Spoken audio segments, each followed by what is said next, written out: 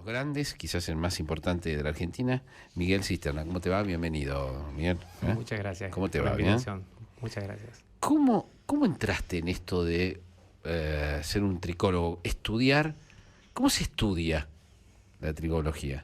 Bien, primero uno tenía la necesidad, porque mi padre era calvo.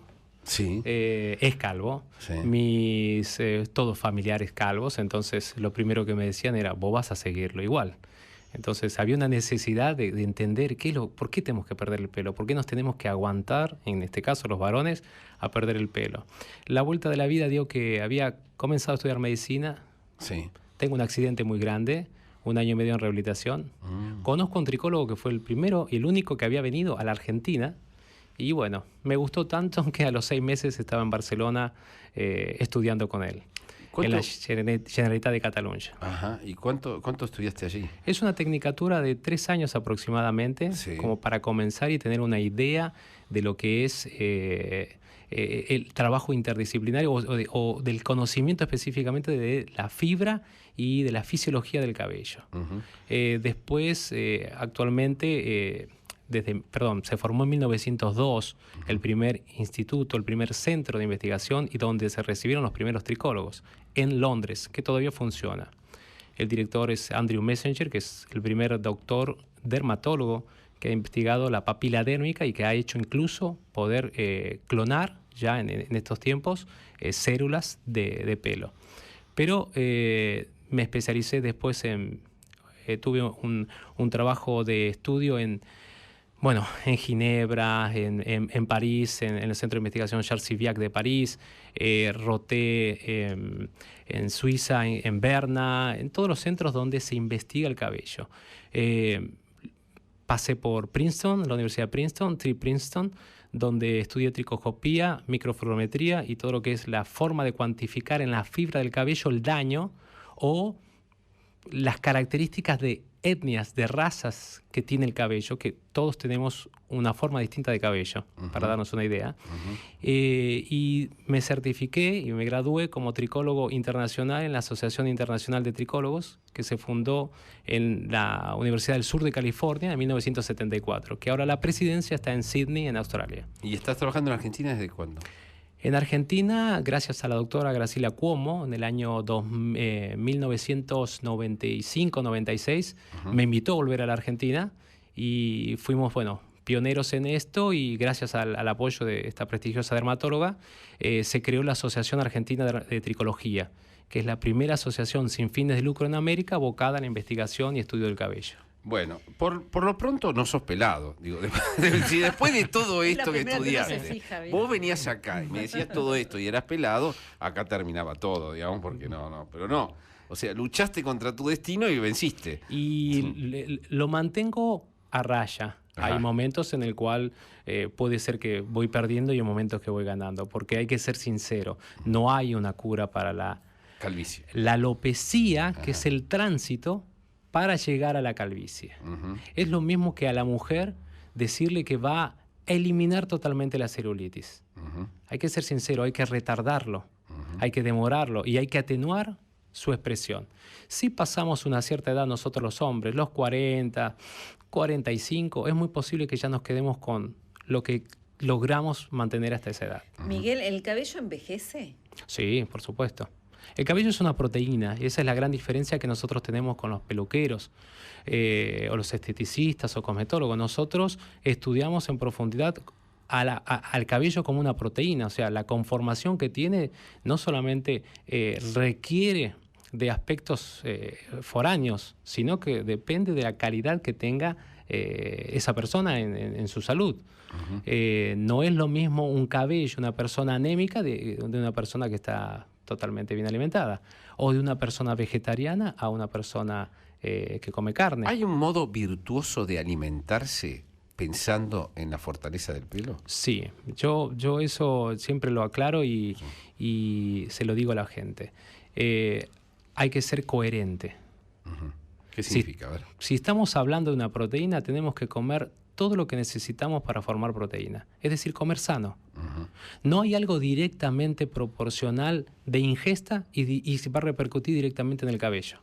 Porque por eso han fracasado todos los tipos de tratamientos hasta ahora. Es decir, bueno, mira, consumí palta, consumí solamente aminoácidos, consumí... No, el cuerpo va necesitando nutrientes, vitaminas, oligoelementos y un montón de cosas que si nosotros pensamos en mantener una salud general, es posible que eliminemos algunos de los aspectos que hacen que perdamos el cabello.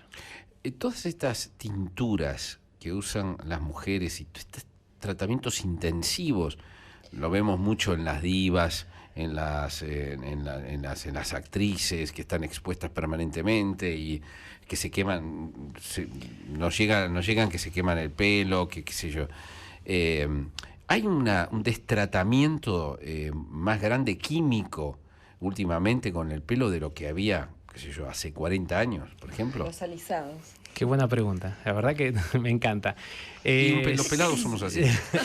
Pero bueno, ahí está, es coherencia, sí, es totalmente real. Nosotros ayer y hoy estuvimos haciendo unas jornadas de la salud en la Universidad Maimónides, abierta a la comunidad, promocionada y auspiciada por la Organización Mundial de la Salud. ¿Qué nos llamó la atención? Que las personas jóvenes están hablando de verse el cabello bien cuando lo tienen dañado, cuando lo tienen decolorado, cuando tienen dos tipos de tonos como menos, por lo menos, en el cuero, en la cabeza, en la fibra capilar. Cosa que para nosotros eso es totalmente un daño. Y ellos dicen, no, pero esto está luqueado, se usa. Le digo, pero ¿usted se notó que cuando pasa la mano está totalmente áspero? Sí, bueno, pero ahora se ve así porque se usa. Ha ido en detrimento de la salud. No puedo hablar de la piel porque no me corresponde, pero en general de pensar que el sobreuso, la sobreprotección, el consumo indiscriminado de todo lo que haya para ponerse, en este caso en el pelo, es bueno. Y nosotros tenemos que hablar que no es tan así.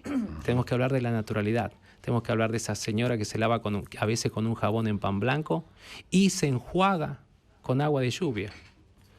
Yo asesoro a las grandes empresas, trabajamos con las grandes empresas y nos fascina trabajar con ellos.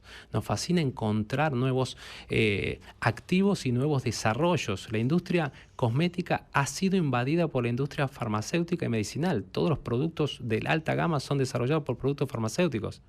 Pero, ¿qué es lo que yo necesito utilizar para mi cuero cabelludo y para mi fibra capilar? ¿Es lo mismo que yo use esta higiene o me haga este proceso de decoloración, coloración, alisado? ¿Es lo mismo que lo haga si soy mujer cuando estoy menstruando a cuando no estoy menstruando? ¿Es distinto? Es totalmente distinto. ¿Por qué? Porque las glándulas sebáceas se están expresando en el ciclo menstrual. Hay una variación, una descompensación del pH que pasa a ser de un pH ácido ligeramente alcalino. El producto o el tratamiento no va a actuar de la misma manera que cuando esa mujer no está menstruando. Mirá vos, increíble. De padres calvos, salen hijos calvos y nietos calvos, digamos, ¿esto es de generación a generación o se puede cortar? Excelente. ¿Es un destino, digamos? Miren. Me encantan las preguntas y se ve que han estudiado. No.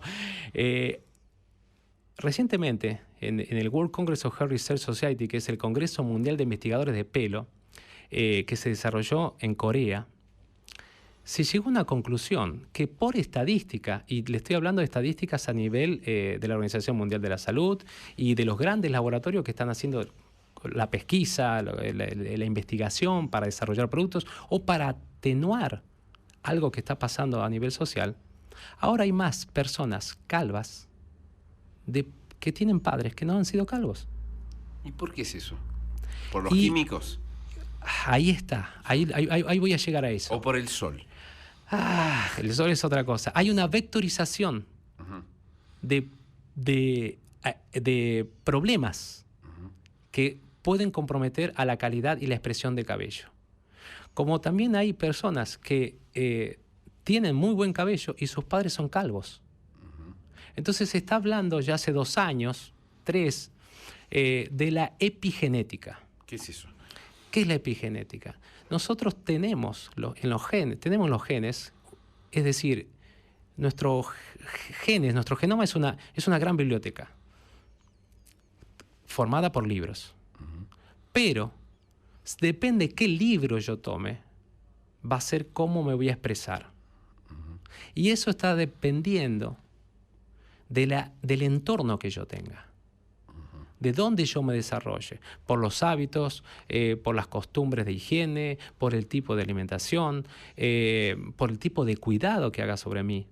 Entonces puede ser que se exprese en mi gen de caída de cabello, de debilidad, de oleosidad o características de la piel, vamos a decir en general, y por ahí no se me expresa. Hay testeos que podemos hacer de ver la predisposición a la caída de cabello. La característica, es decir, de desarrollar una alopecia, en el caso masculino, andrógeno, crono, de tiempo, genética. Pero nosotros estamos tratando de tener cuidado con los resultados, porque ya predisponemos a esa persona a que se autoflagele diciendo, voy a ser calvo. Y pasa que esa persona después cambia de hábito, se relaja, tiene otra actividad o no, y no expresa la alopecia, no la desarrolla, Miguel, a pesar que su padre es calvo. Miguel, ¿la psicología tiene algo que ver con cómo, es decir, tal como nos pasan las cosas emocionalmente, tienen que ver cómo nos sale el pelo, si el pelo es más fuerte, menos fuerte, si se nos cae, etcétera? El cabello, las células que forman cabello se formaron a los 14 días de gestación. O sea, a los 14 días de gestación, cuando somos un paquetito de células, hay unas células que se imaginan, epidérmicas, o sea, del ectodermo, entran y vuelven a salir. Las que quedan dentro y no salen, van a formar el sistema nervioso. Entonces, las células que van a formar pelo son células primas, hermanas, de lo que va a ser el sistema nervioso. Es decir, si nosotros estamos alterados, si nosotros tenemos alguna connotación sobre el sistema nervioso, seguramente, y lo podemos decir, se corresponde a la expresión de cabello. Es decir, ¿alguien triste tiene el cabello alguien deprimido? Tiene el cabello con mucha oleosidad, caído, sin volumen, por ejemplo. Nosotros necesitamos 3 características para hablar de una cabellera sana: brillo, volumen y movimiento. Una persona que está deprimida tiene mucha oleosidad, está opaco, y no hablemos de que además por ahí no se lo higienizó, y por ahí capaz que se lo higienizó y se lo higienizó mal, que empeora la situación porque dejó desechos de productos, de químicos sobre el cuero cabelludo. Pero sí, hay una expresión. ¿En qué momento tenemos que, digamos, prender la alarma y decir se me está cayendo mucho el pelo? ¿Cuál es la medida? Porque la verdad es que cuando nos lavamos la cabeza diariamente o cada 2 días, etcétera, se nos cae muchísimo el pelo. Pero ¿en qué momento hay que prestar atención y decir, no, acá esto es demasiado? Nosotros en esto tenemos que desmistificar, quitar algo que es el decir que la caída es mala. La caída de cabello ya es mala, ya la caída es un problema. En realidad no es un problema. La caída de cabello corresponde a una de las fases del ciclo de vida del cabello, que es el crecimiento, fase anágena, reposo, que se llama catágena, y telógena, caída. Es decir, tiene que haber caída para que haya nacimiento. Ahora, cuando se publicita o cuando nosotros entramos en la fobia de que porque se nos cae el cabello queremos controlar algo que por ahí es una expresión de algo que posiblemente me está adelantando un desarreglo hormonal, un desarreglo hepático o no, la simple característica de cambiar de estación. Entrando al frío se tiene que caer el cabello, como entrar al calor se tiene que caer el cabello. Le pasa a todos los mamíferos, incluso en el reino vegetal. ¿Cuándo tenemos que darnos cuenta que tenemos que parar? Cuando nosotros notamos que dentro del desprendimiento, esa caída de cabello, hay un cabello muy pequeño, que es muy difícil de verlo, pero es el gran trabajo que tenemos nosotros. ¿Corto? Tiene que ser fino, corto. No solamente corto, porque el corto a veces es tal cual como me has dicho, por los problemas de alisado, que se traccionó la fibra y se desprende una parte distal del cabello. Ahora, si es un cabello que se cae porque es miniaturizado, se ha afinado, crece en un ritmo menor y lo acompañamos como que lo podemos seguir con la vista y si lo palpamos entre la yema de los dedos, como que tiene una parte como si fuera una bolita, una cerosidad. Eso significa que es un cabello que no está llegando a vivir los 4 o 5 años que tendría que vivir. Es como un principiante. Es un principiante que ya no aguanta y ya se está cayendo. La frase canas verdes, la frase pelos de punta, frases populares, ¿tienen algún sentido, digamos, en el impacto emocional del pelo? En realidad, quiero decirle que existe el pararse los pelos, porque lo heredamos en nuestra evolución.